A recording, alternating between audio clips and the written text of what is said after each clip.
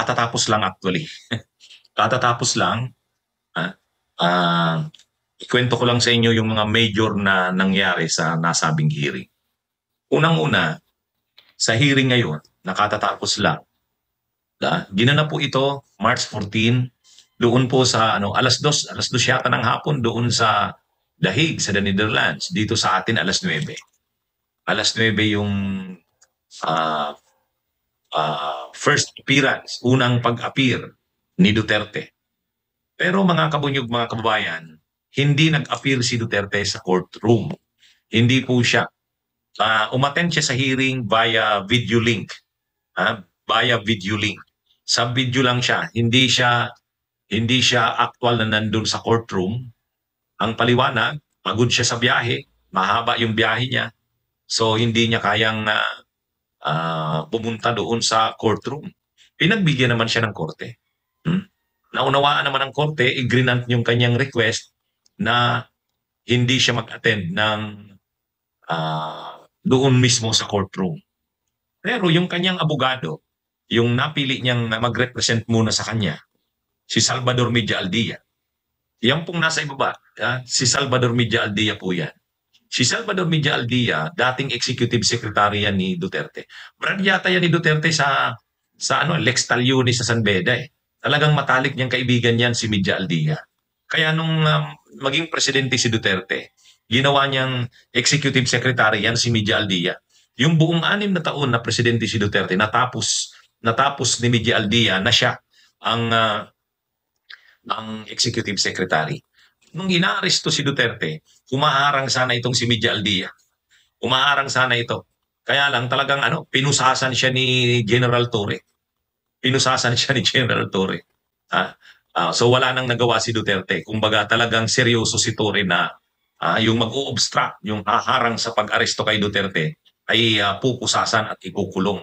Kakasuhan ng obstruction of justice. So ngayon, pagpunta ni Duterte sa The Hague, sa the Netherlands, sakay nung chartered plane, sinabayan siya ni Media Aldia. Pagdating sa The Hague, the Netherlands, mabilis ang mga pangyayari. Dumating sila doon, dumating sila sa The Hague, halos kahapon lang. Ngayon, bigla, in-schedule na kaagad ng ICC. Yung mga judges ng ICC, ang tawag doon pre-trial chamber 1, in-schedule na nila ang unang pag-appear ni Duterte at ngayon na March 14, alas 9 ng gabi sa Pilipinas. Sa pagdinig kanina, hindi nag-appear sa courtroom face-to-face si Duterte via video link lang. Pero yung abogado niya, si Media Aldia, siya muna yung nag-appear, ay nandun sa actual sa courtroom. Dumating si Harry Roque ngayong araw para sana, gusto niya siguro siya ang mag-represent doon.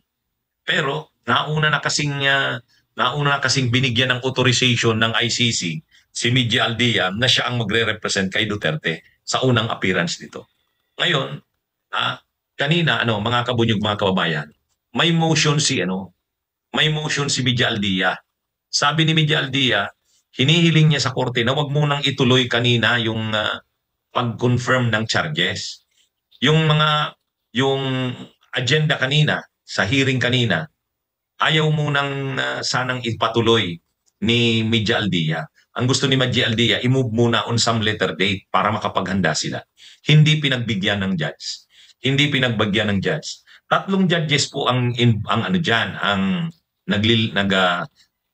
nagdidinig ng kaso na yan.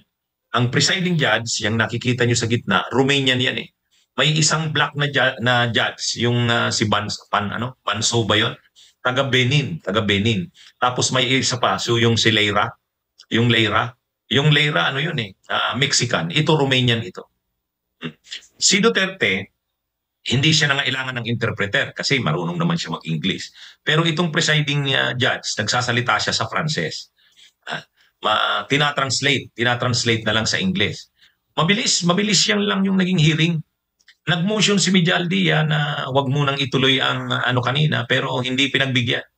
Ang reason ng judge, sabi ng judge, hindi pa naman ito yung totoong talaga na mga substantive issues na ang nire-resolve. ang gusto lang naman ditong mangyari sa hearing na yan, sabi ng judge, sabi kanina nung presiding judge, ano lang naman ito, confirmation ng identity, pag-recite o pagsabi ng mga rights ng accused, pag-schedule ng susunod na hearing. Yung susunod na hearing, doon na talaga yung confirmation ng mga charges, yung medyo substantive na ang pag-uusapan.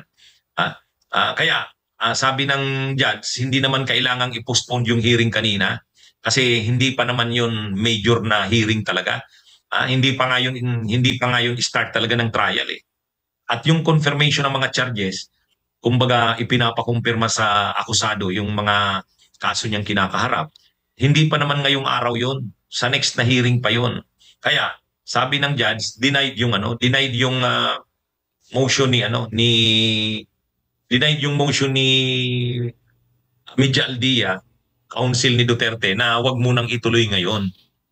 So, ang malungkot niyan mga kabunyog, mga kababayan, ang susunod na hearing, September 2025 na. September 2025 na. Ang layo. Talagang mabubulok yata si Duterte dyan sa kulungan na yan. September, ang sunod na hearing, September 2025. So yan mga kabunyog ang nangyari kanina. Nung nag-manifest si Media Aldia, binigyan siya ng pagkakataon na magsabi siya kung ano ang kanyang masasabi sa yung kanyang preliminary statement. Ang sinabi ni Media Aldia, kumbaga kinikwento niya yung nangyari, sabi niya parang yung madalas na sinasabi ng mga DDS na parang ang lumabas kinidnap si Duterte, na ang maano dito, wininto pa ni Media Aldia na ang pagkakaaresto kay Duterte ay dahil sa away sa politika. Yung nakaupo daw na presidente at saka si Duterte ay magkalaban ngayon sa politika. Kaya yung pagkakaaresto kay Duterte ay dahil sa away sa politika. Kumbaga, pati yung bagay na yon, iminanifest o isinabi pa ni Media Aldia doon sa pagdinig ng maraming sinabi si Media Aldia na illegal ang pagkakaaresto kay Duterte, pati yung United Arab Emirates, bakit daw idinaan doon sa United Arab Emirates at nag-stay pa daw doon ng 5 hours, samantalang ang UAE hindi naman daw signatory sa Rome Statute ng ICC. So marami kung ano-anong mga ni-raise na issues ni Media Aldia. Pero simple lang ang sinabi sa kanya. Alam niyo kung anong sagot ng judge doon sa mga narrative, yung mga sinalaysay ni Media Aldia na pinagdaanan ni Duterte? Ang sabi lang naman ng judge, simple lang. Hindi pa naman ito itong trial, itong hearing natin ngayon, hindi naman ito hindi pa naman ito substantive na hearing na masyado ng detalye ang pag-uusapan. Yung mga sinabi mo, counsel, sabi ng judge, yung mga kwininto mo, counsel, doon natin yung pag-usapan sa susunod na hearing. Pero alam nyo, hindi bastos yung ICC. Napaka-fair ng ICC kanina. Kumbaga, pinagsalita si Media Aldia, hindi naman siya pinigilan.